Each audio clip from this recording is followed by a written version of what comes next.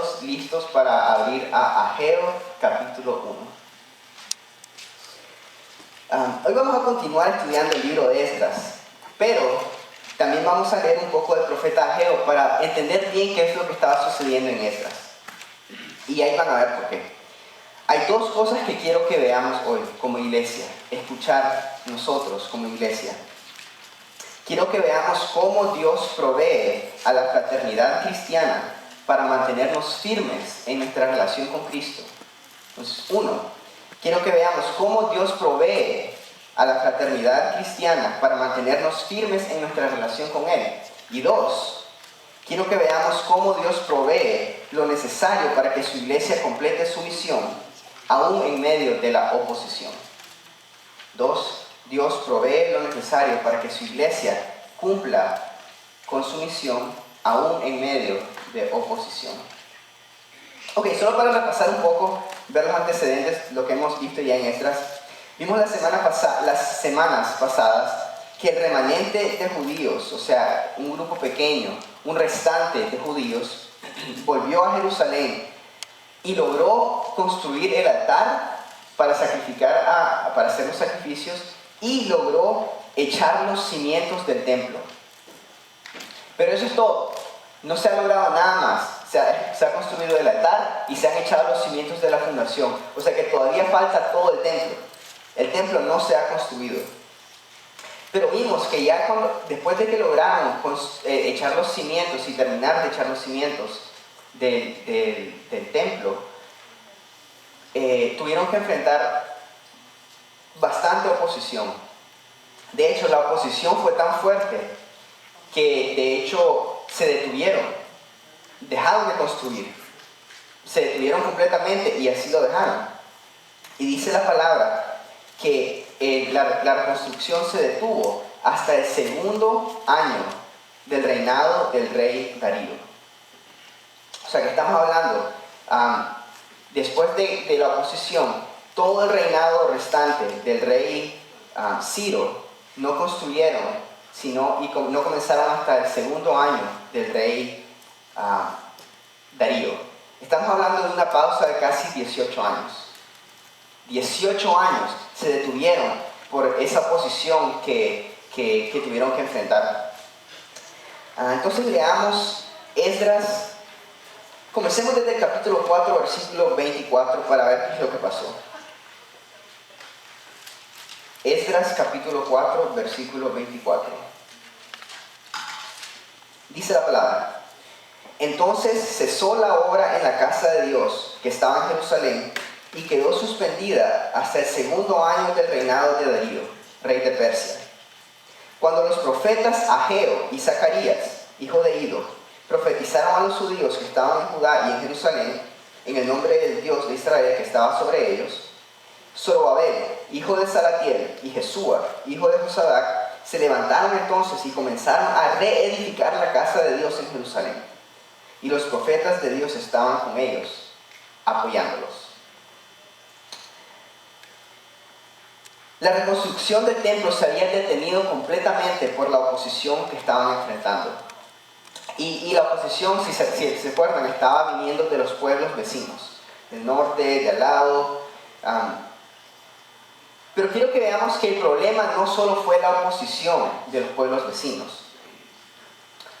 Se fijaron que el versículo 2 dice el versículo 1, del capítulo 5, que Dios mandó a dos profetas, al profeta Ageo y al profeta Zacarías.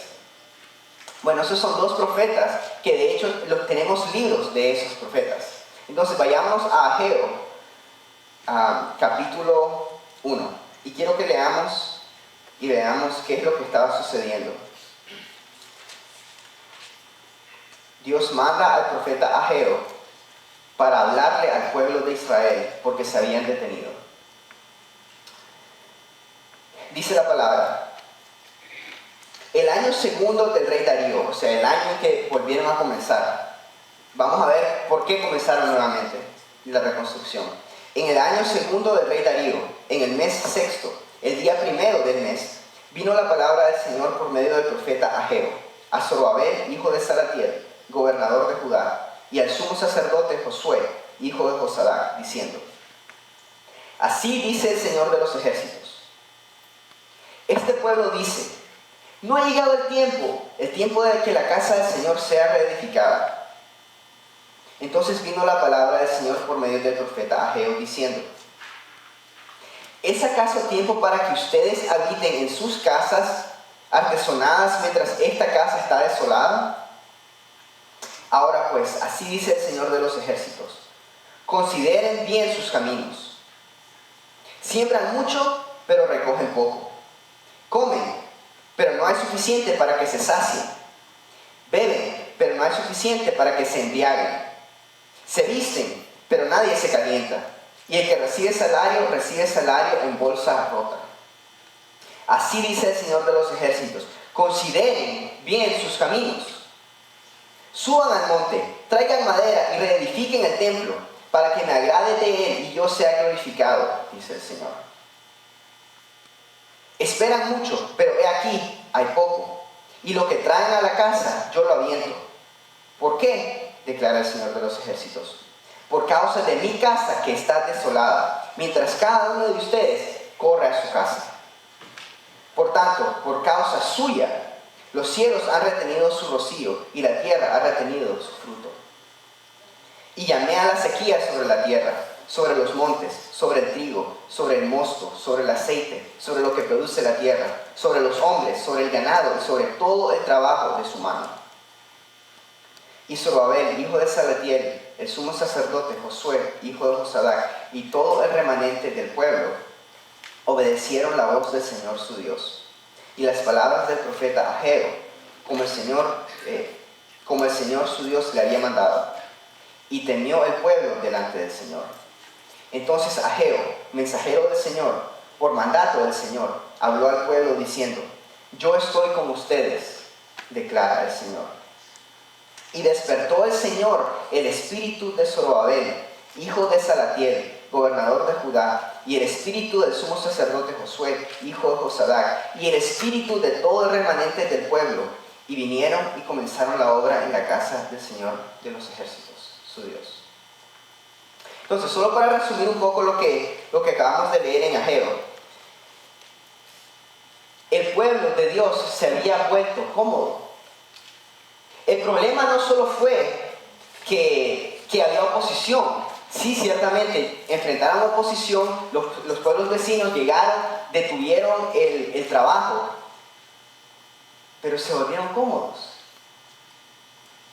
Construyeron sus casitas, las adornaron bien bonitas, una mesita aquí, una sillita aquí, una cocina bien bonita, bien arreglada, la estufa, no tenían estufas entonces, pero me entienden, ¿verdad? Se volvieron cómodos.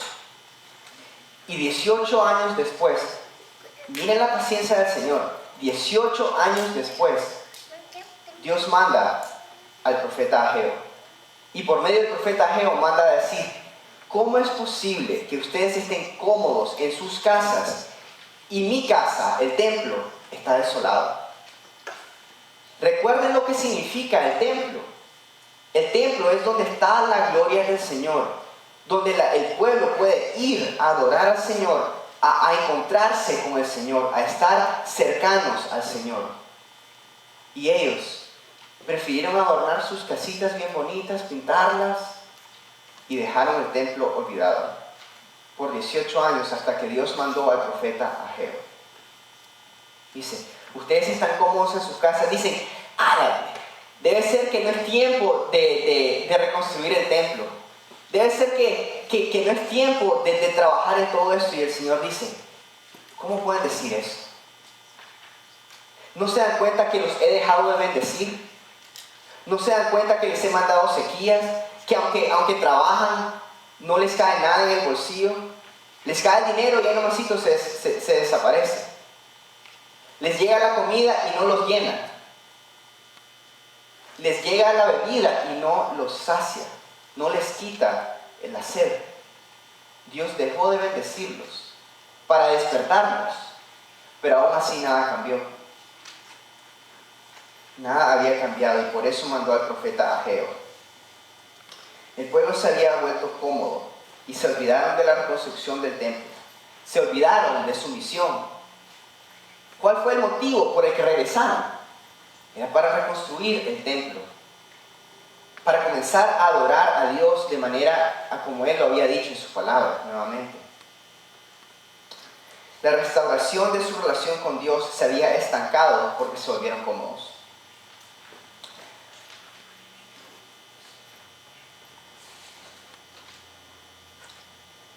Nuestra relación con Dios es lo más importante en nuestras vidas. Así que no podemos dejar que nos distraigamos por nuestro diario vivir. Nuestros estudios, a veces tenemos tanto que estudiar y nos olvidamos de pasar tiempo con nuestro Dios.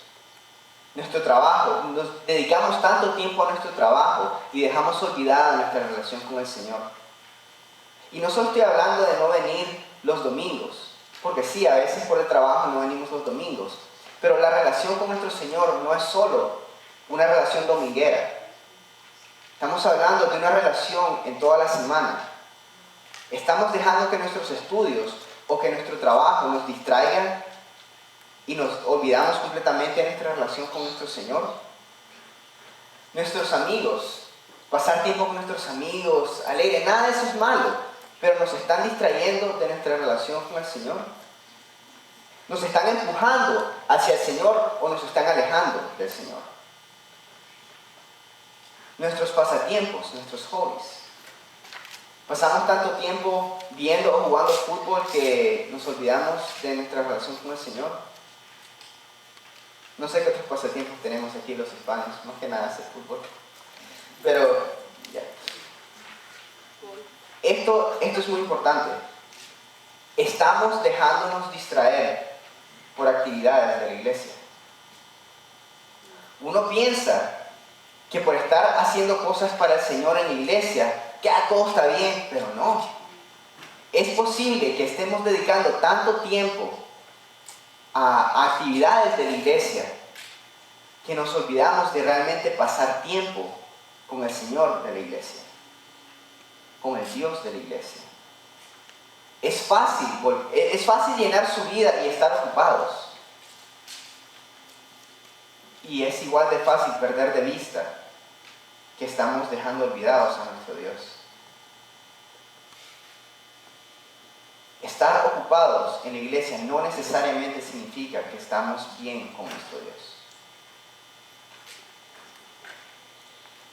Cuando Dios nos mira estancados, a veces deja de bendecirnos para despertarnos. No siempre que estamos pasando por tiempos difíciles significa que nosotros hemos descuidado nuestra relación con Dios. No. A veces simplemente hay tiempos difíciles en la vida y el Señor las usa para madurarnos y para ayudarnos a buscarlo a Él, pero no necesariamente significa que nos hemos olvidado de Él. Pero si estamos pasando por tiempos difíciles, lo correcto es por lo menos examinarnos y decir, ¿será que el Señor está mandando esos tiempos difíciles para despertarme? ¿Será que he descuidado mi relación con el Señor? Examinémonos cuando pasemos por tiempos difíciles, porque puede ser que Dios nos está tratando de despertar. Dios nos mira estancados y a veces Dios manda a gente para despertarnos. Al pueblo de Israel, ¿a quién mandó? Al profeta Ageo y al profeta Zacarías. Pero fíjense en el versículo, volvamos a Esdras, capítulo 5. Miren en el versículo 3. Dice, Zorobabel, hijo de Salatiel, y Jesúa, hijo de Josadac, se levantaron entonces y comenzaron a reedificar la casa del Dios en Jerusalén. Y escuchen, y los profetas de Dios estaban con ellos, apoyándolos. O sea que los profetas no solo llegaron con sus pistolas disparando, diciendo, a ver, despiértense, vayan a trabajar. No, sí, ciertamente los regañaron, fuertemente. Ustedes descansando en sus casas, adornando sus casas, y ahí el templo del Señor está olvidado. Pero también se quedaron apoyándolos, ayudándolos. Llegó el regaño, llegó la compañía también, el apoyo, la ayuda. Asimismo, Dios hoy, a este lado de la cruz, nos manda pastores para exhortarnos, para enseñarnos, para recordarnos de la palabra. Nos manda a hermanos o hermanas en Cristo que están en nuestras vidas para regañarnos, corregirnos, exhortarnos, recordarnos, consolarnos a veces. Y a veces nos manda a gente que ni siquiera son seguidores de Cristo para despertarnos. El rey Ciro les tuvo que decir al pueblo de Israel que fueran a reconstruir el templo. El rey Ciro, que es un rey pagano, que adoraba a cientos de dioses, Dios le puso en su corazón a decirle al pueblo de Israel: les doy permiso para que vayan a reconstruir el templo. A veces Dios manda a gente que ni siquiera son seguidores de Cristo para despertarnos.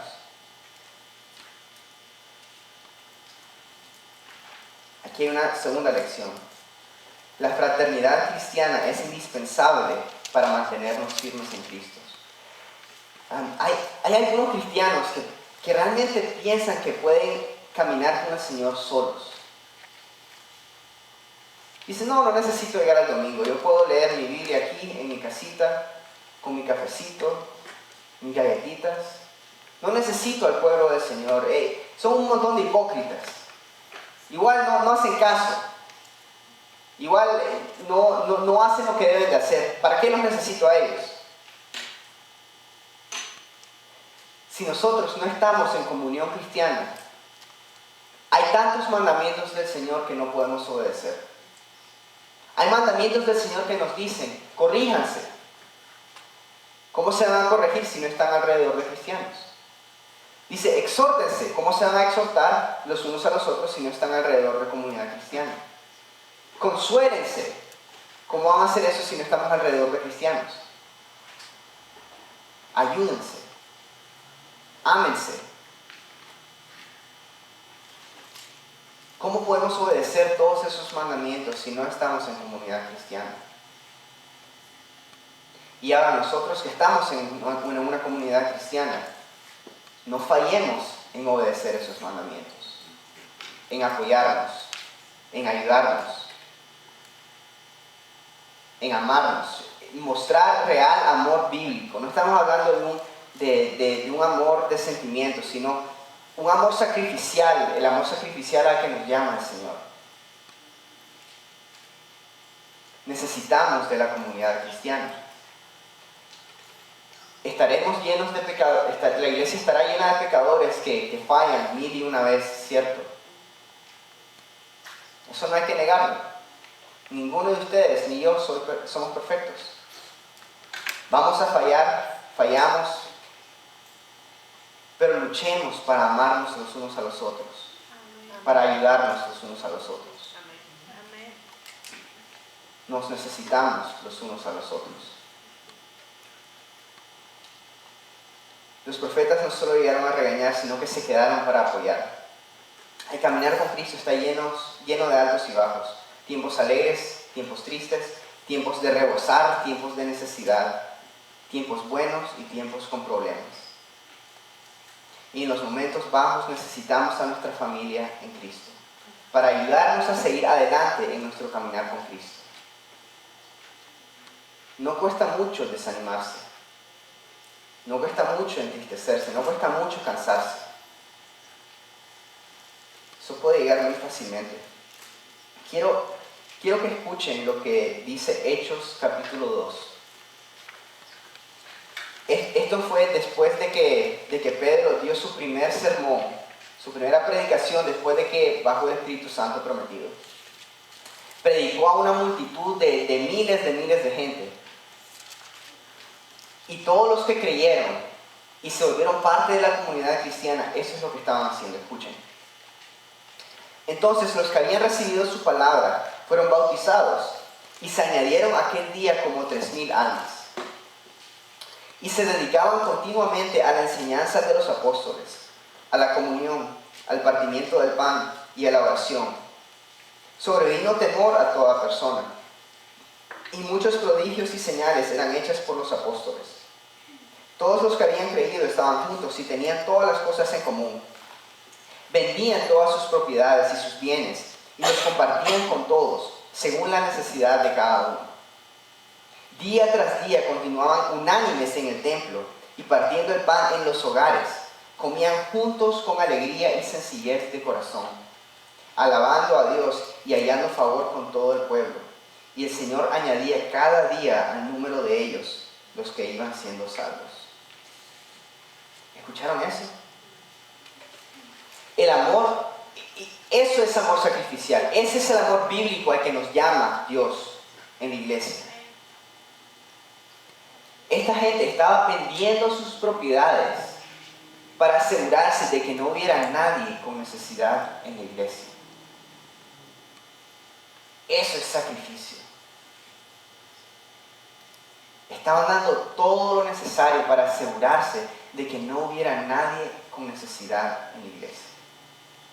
Estaban pasando tiempo juntos, alegres, cantando, adorando al Señor. Estaban estudiando la Biblia, dice que continuamente se dedicaban a la palabra de los apóstoles, la palabra del Señor, partiendo el pan en los hogares, pasando tiempo juntos en el templo, alegres, saliendo a jugar juntos o a divertirse juntos. Esa es fraternidad cristiana. No solo es venir los domingos, es como ser una familia que se ama, una familia cercana, una familia que sacrifica todo para el bienestar de la familia, especialmente para ayudarnos a seguir caminando fielmente con Cristo. Necesitamos de varios hermanos y hermanas. Algunos nos regañan mejor que otros. Otros nos consuelan mejor que otros. Algunos nos aconsejan mejor que otros. Y otros nos empujan mejor que otros. Necesitamos una variedad de hermanos y hermanas en Cristo. Les voy a dar un ejemplo de esta semana. Hace 3 días estaba bastante estresado y por un montón de cosas, también un poco triste por unas cosas que tenía en la mente. Pero realmente me sentía a mi límite y yo decía que ya no quiero hacer nada más. Y me desahogué con 2 buenas amigas que casualmente el Señor puso en mi camino ese día. Bueno, a la primera, de hecho, ella me había mandado un mensaje de texto y yo le contesté y le mandé un mensaje súper largo desahogándome.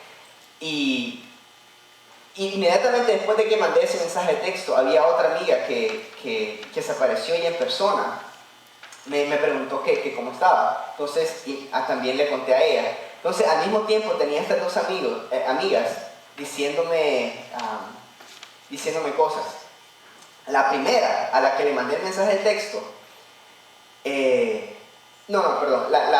que estaba en persona simplemente me escuchó.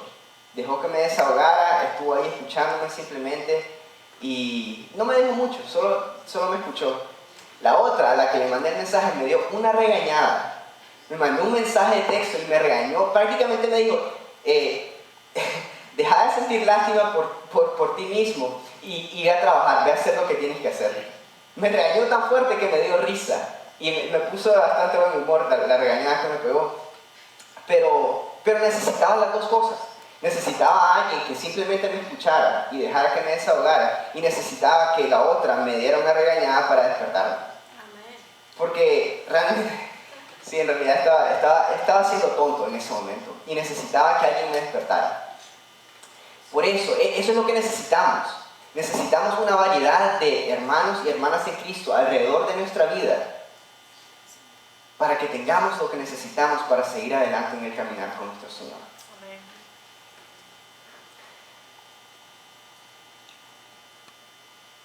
Cada uno de nosotros tenemos una variedad de gente en nuestras vidas que nos ayuda en nuestros momentos de necesidad.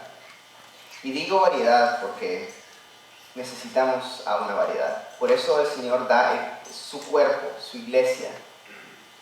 No está llena de gente igual, está llena de gente diferente. Entonces Dios provee a la fraternidad cristiana para mantener a su iglesia en relación con Él. Así como mandó a los dos profetas para regañar y apoyar, así nosotros nos tenemos los unos a los otros. Sigamos leyendo en Esdras, capítulo 5, versículo 3. Dice, en aquel tiempo, Tatnai, gobernador de la provincia al otro lado del río, y Setar-Bosnai y sus compañeros vinieron a ellos y les hablaron así. ¿Quién les dio orden de reedificar este templo y de terminar este edificio? También les dijeron así, ¿cuáles son los nombres de los hombres que están reedificando este templo? O sea, quienes están al mando. Pero el ojo de su Dios velaba sobre los ancianos de los judíos, y no les detuvieron la obra hasta que un informe llegara a Darío y volviera una respuesta escrita tocante al asunto. ¿Qué fue lo que pasó? Llegaron Ageo y Zacarías, regañaron al pueblo y los apoyaron hasta que comenzaron a reconstruir el templo. Cuando comenzaron a reconstruir el templo, llegaron los gobernantes de los pueblos vecinos y dijeron, oye, a ver, ¿quién les dio permiso para estar reconstruyendo el templo? ¿Quién les dio permiso para hacer todo eso? Pero, si se fijan, el versículo 5 dice que el ojo de su Dios velaba sobre los ancianos del pueblo de Israel. Dios los estaba protegiendo, Dios les estaba dando lo necesario para que siguieran adelante, y de hecho siguieron adelante, no dejaron que la oposición los detuviera esta vez. ¿Qué fue lo que pasó? Lo que siguió fue que los gobernantes estos de los pueblos vecinos mandaron una carta al rey Darío y dijeron, rey Darío, eso es lo que está sucediendo en Jerusalén.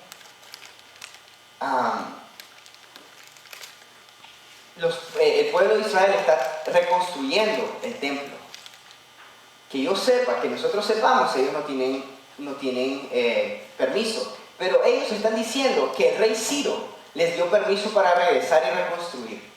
Así que le rogamos, si le complace, rey Darío, revisen sus archivos para ver si lo que están diciendo realmente es cierto. Entonces eso fue lo que hicieron. Leamos ahora en Esdras capítulo 6. Ahora vamos a ver lo que respondió el rey Darío. Capítulo 6, versículo 1. Entonces el rey Darío proclamó un decreto, y buscaron en los archivos donde se guardaban los tesoros ahí en Babilonia. Y en Acmetá, en la fortaleza que está en la provincia de Media, hallaron un rollo en el que estaba escrito lo siguiente, memorándum. En el año primero del rey Ciro, el rey Ciro proclamó un decreto. En cuanto a la casa de Dios en Jerusalén, que sea reedificado el templo, el lugar donde se ofrecen los sacrificios, y que se conserven sus cimientos, con su altura de 60 codos y anchura de 60 codos, con 3 hileras de piedras enormes y una hilera de madera, y que los gastos se paguen del tesoro real, y que también se devuelvan los utensilios de oro y de plata de la casa de Dios, los cuales Nabucodonosor sacó del templo en Jerusalén y trajo a Babilonia, y que se lleven a sus lugares en el templo en Jerusalén y sean colocados en la casa de Dios. Ahora pues, Tatnai, gobernador de la provincia al otro lado del río, Setar-Bosnai y ustedes y sus compañeros, los oficiales del otro lado del río, aléjense de ahí. No impidan esta obra de la casa de Dios, y que el gobernador de los judíos y los ancianos de los judíos reedifiquen esta casa de Dios en su lugar. Además, este es mi decreto en cuanto a lo que han de hacer por estos ancianos de Judá en la reedificación de esta casa de Dios. Del tesoro real de los tributos del otro lado del río, se han de pagar todos los gastos a este pueblo, y esto sin demora. Y todo lo que se necesite, novillos, carneros y corderos para holocaustos al Dios del cielo, y trigo, sal, vino y aceite de unción, según lo que piden los sacerdotes que están en Jerusalén, se les dará día por día sin falta, para que puedan ofrecer sacrificios agradables al Dios del cielo y orar por la vida del rey y de sus hijos. Y he proclamado un decreto de que cualquiera que quebrante este edicto, de su casa se arranque un madero y levantándolo sea colgado en él, y que su casa sea reducida a escombros a causa de esto. y que el Dios que ha hecho morar allí su nombre derribe a todo rey o pueblo que trate de cambiarlo para destruir esta casa de Dios en Jerusalén. Yo, Darío, he proclamado este decreto, que sea ejecutado con toda exactitud. Entonces Tatnai, gobernador de la provincia al otro lado del río, Setar-Boznai y sus compañeros ejecutaron el decreto con toda exactitud, tal como el rey Darío lo había ordenado. Estos chismositos de los pueblos vecinos llegaron diciendo, a ver, detengámonos ahí, ¿quién les dio permiso de hacer eso? Vamos a escribirle al rey Darío para ver qué es lo que dice, a ver si los va a detener, a ver si les da permiso de hacer todo esto. A ver, tengan sus nombres, ¿quién está a cargo de todo esto? Ya le vamos a mandar a decirle al rey Darío. Mandaron la carta, ¿y qué respondió el rey Darío? Sí encontramos el mandato, el decreto del rey Ciro. Y no solo eso, todo lo que ellos necesiten va a salir de sus bolsillos. Del tesoro real quiero que ustedes den todo lo necesario. No solo dinero, sino cualquier otro material que necesiten. Y para los sacrificios, denle todos ustedes. Ah, y miren, si alguno de ustedes no hace caso a esto, vamos a agarrar un madero de su casa y lo vamos a colgar ahí. Su casa la vamos a destruir. No solo eso, decreto que cualquier rey o cualquier pueblo que se interponga en esta obra, que también sea eliminado. ¡Wow! Hasta los reyes tenían que obedecer este decreto. Porque había una ley persa que si un rey daba un decreto así, no se podía eliminar. Por eso Esther, ese fue el problema en Esther, porque el rey Artajerjes dio un decreto y aunque él no lo quería hacer, no lo quería cumplir, no podía retractarlo. Porque era la ley de que el decreto del rey no se podía retractar. Entonces aquí mismo también el rey Darío se asegura de que nadie pueda retractar esta orden. Y sí, todo lo que necesitaban se les dio. Hay oposición, pero Dios provee el camino para que se cumpla su plan.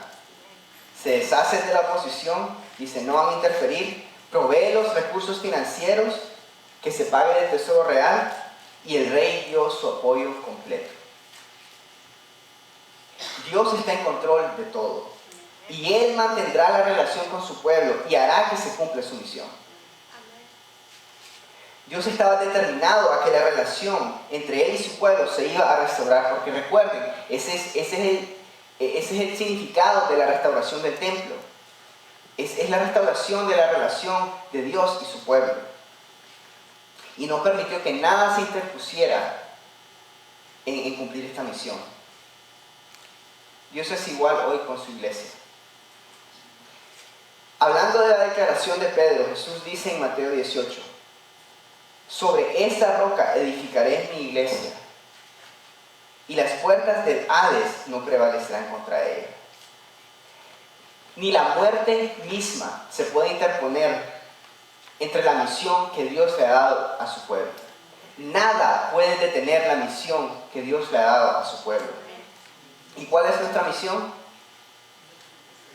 Hacer discípulos de todas las naciones. Nada se puede interponer entre la iglesia y su misión. Puede haber oposición, puede haber persecución, puede haber muerte, pero ni siquiera eso puede detener la misión. Lean Hechos. ¿Cuánta persecución no hubo? ¿Cuánta muerte no hubo? Y más bien la persecución y la muerte impulsó el evangelio a los gentiles. El problema era que el evangelio se había quedado estancado en Jerusalén, aunque Dios les había dicho, a Jesús les había dicho, salgan a Samaria, salgan a los pueblos. Se había quedado en Jerusalén, pero cuando vino la persecución, todo el mundo salió corriendo y se esparcieron por todos los pueblos. Y con ellos fue el evangelio. Y así el evangelio comenzó a esparcirse en los gentiles. Ni siquiera la persecución y la muerte pueden detener la misión de la iglesia. La misión de Israel en ese momento era reconstruir el templo. Y aunque hubo interferencia del enemigo y aunque el pueblo se había vuelto cómodo y se había olvidado de su misión, Dios mismo se aseguró que la misión se terminara y se cumpliera. La misión que Dios le ha dado a su iglesia es hacer discípulos. Y Dios se va a asegurar de que se cumpla su misión. Dios se va a asegurar de que se cumpla su misión, pero no probemos la paciencia de Dios, hermanos. ¿Para qué probar la paciencia de Dios? No dejemos que el enemigo nos intimide y no dejemos que la comodidad ponga en pausa nuestra misión. Sí, el Señor va a hacer algo para despertarnos y para hacer que cumplamos la misión, pero ¿para qué esperar la disciplina? ¿Para qué probar la paciencia de Dios? ¿Por qué no simplemente obedecer con corazón alegre y gozoso y salir? No esperemos la disciplina del Señor. No esperemos que mande a un profeta en el sentido de mandar a alguien a regañarnos. Pablo en Romanos 8 dice lo siguiente. Entonces, ¿qué diremos a esto? Si Dios está por nosotros, ¿quién estará contra nosotros? El que no escatimó ni a su propio Hijo, sino que lo entregó por todos nosotros, ¿cómo no nos concederá también con Él todas las cosas? ¿Quién acusará a los elegidos de Dios? Dios es el que justifica. ¿Quién es el que condena? Cristo Jesús es el que murió. Sí, más aún el que resucitó. El que además está a la diestra de Dios. El que también intercede por nosotros. ¿Quién nos separará del amor de Cristo? ¿Tribulación o angustia? ¿O persecución? ¿O hambre? ¿O desnudez? ¿O peligro? ¿O espada? Tal como está escrito. Por causa tuya somos puestos a muerte todo el día. Somos considerados como ovejas para el matadero. Pero en todas estas cosas somos más que vencedores por medio de aquel que nos amó. Porque estoy convencido de que ni la muerte, ni la vida, ni los ángeles, ni principados, ni lo presente, ni lo porvenir, ni los poderes, ni lo alto, ni lo profundo, ni ninguna otra cosa creada nos podrá separar del amor de Dios que es en Cristo Jesús, nuestro Señor. Amén. Nada.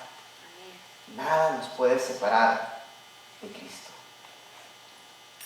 Dios mismo se asegura de que nuestra relación con Él no llegue a un fin completo. Aun cuando una oveja se descarrila y se separa, ¿no dice la palabra que Él busca a las ovejas perdidas? Su pueblo había detenido la reconstrucción. Y aún así, Dios toma, nuevamente, como vemos una y otra vez, Dios toma la iniciativa y manda a alguien. Manda a alguien a despertar a su pueblo. Por eso necesitamos comunidad. Necesitamos esa comunidad que Dios puso para despertarnos.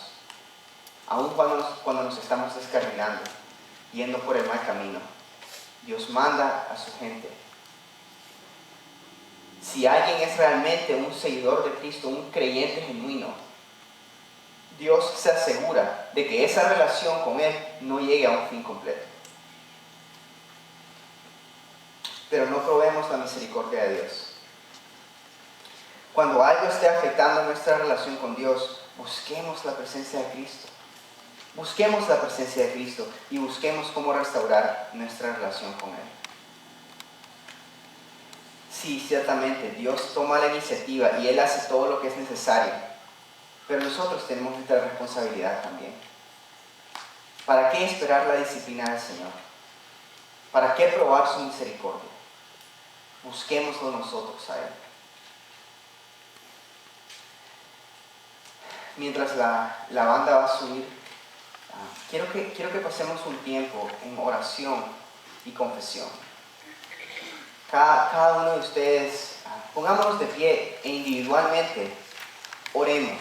Pasemos tiempo en oración, hablando con nuestro Dios, simplemente confesando nuestros pecados, nuestras faltas, examinando nuestra relación con Él y diciendo lo que sea necesario que ustedes le tengan que decir a nuestro Señor. Después de eso yo voy a orar por toda la iglesia y vamos a seguir en cantos de adoración.